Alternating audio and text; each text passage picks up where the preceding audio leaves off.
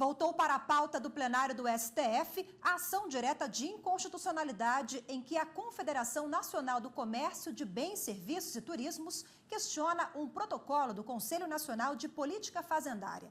Ele exige o pagamento de impostos para transações comerciais interestaduais realizadas pela internet. O autor da ação afirma que o protocolo viola a Constituição Federal, principalmente quando a norma exige o pagamento de impostos pela unidade de destino, mesmo nos casos em que o consumidor final não for contribuinte. A norma do Conselho Nacional de Política Fazendária está suspensa por uma decisão liminar do ministro e relator da ação, Luiz Fux. Ela foi assinada por representantes de 19 estados brasileiros que se dizem prejudicados em relação ao comércio eletrônico, porque privilegia os estados mais industrializados, localizados nas regiões Sudeste e Sul, onde se encontram as principais empresas. Várias associações da indústria, comércio, bens e serviços foram admitidos como amigos da corte, com exceção dos estados de Alagoas, Mato Grosso, Rio Grande do Norte e Rondônia. Os demais estados brasileiros signatários do protocolo prestaram informações. Os ministros devem decidir se essa norma viola dispositivos constitucionais. A Procuradoria-Geral da República e a Advocacia-Geral da União se manifestaram no sentido de considerar inconstitucional o protocolo de número 21 de 2011. A ação deve ser analisada em conjunto com outra ação que trata sobre o mesmo tema. E aqui no estúdio está a consultora jurídica da TV Justiça, Gisele Reis, que vai explicar para a gente os processos da pauta de hoje no plenário do Supremo Tribunal Federal.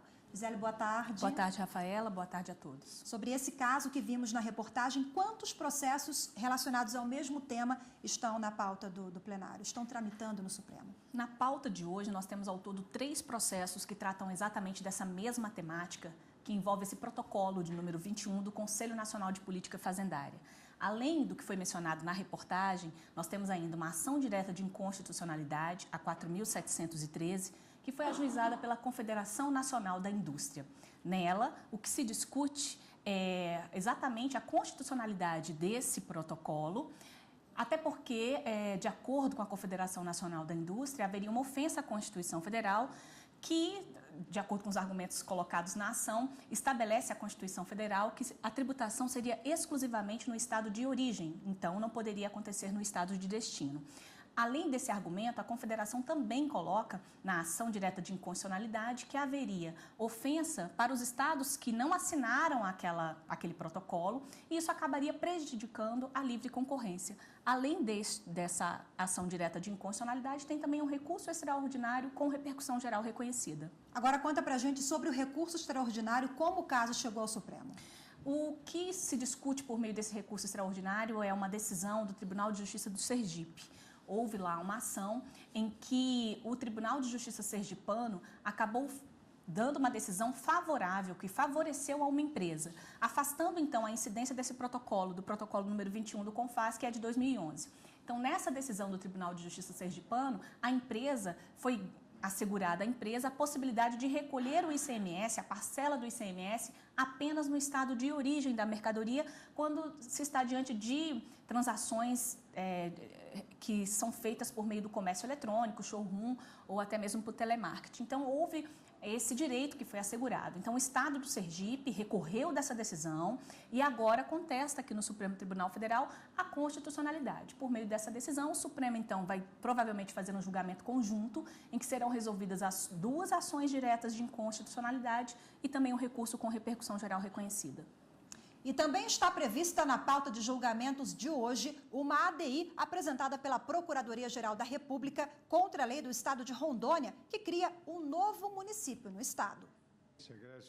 A lei estadual de 2010 está suspensa pelo STF até que seja tomada uma decisão definitiva sobre o tema. A Procuradoria-Geral da República alega que a lei viola a Constituição Federal porque não atende a requisitos legais para a criação de novos municípios. Entre esses critérios está a necessidade da edição de uma lei complementar. Nela serão determinados o tempo em que os municípios poderão ser criados, incorporados, desmembrados ou submetidos a uma fusão. Segundo o autor da ação, não há essa lei complementar necessária para a criação do novo município em Rondônia. Agora, os ministros devem decidir se a lei viola a Constituição Federal. O relator é o ministro Gilmar Mendes. Agora, Gisele, explica para a gente qual é o procedimento para a criação de municípios previsto em lei. Está na Constituição Federal, e, inclusive houve uma alteração por meio de uma emenda, a emenda constitucional número 15 de 96. Não é um processo tão simples, é um processo complexo que é preciso obedecer a algumas etapas. A própria Constituição Federal, ela estabelece que é possível a criação, o desmembramento, a fusão ou até mesmo a incorporação de municípios. Isso se dá por meio de uma lei estadual, mas essa lei estadual ela só poderá fazer essa criação, incorporação, fusão ou desmembramento dentro do período estabelecido por uma lei complementar federal. A grande controvérsia aqui é que essa lei complementar federal ainda não existe. E qual é o problema que nós temos, então? É que, embora a Constituição Federal assegure a criação de um município, esse dispositivo ele acaba tendo a sua eficácia limitada, o que significa dizer que, para que ele tenha eficácia plena, precisa, então, da edição de uma lei complementar federal, que ainda não existe. Então, assim, além dessa lei complementar federal, também precisa da lei estadual, precisa de um estudo de viabilidade municipal e precisa também de uma consulta prévia àquelas pessoas que estão envolvidas nos municípios limítrofes, isso é feito por meio de um plebiscito, sobre qual é a opinião dessas pessoas em relação à criação ou não desses municípios. Agora, rapidamente, mais uma pergunta. O Supremo já se debruçou sobre esse tema, Gisele? Já se debruçou. Em 2007, inclusive, houve um caso, que foi o caso que a gente pode chamar o precedente principal que nós temos aqui no Supremo Tribunal Federal.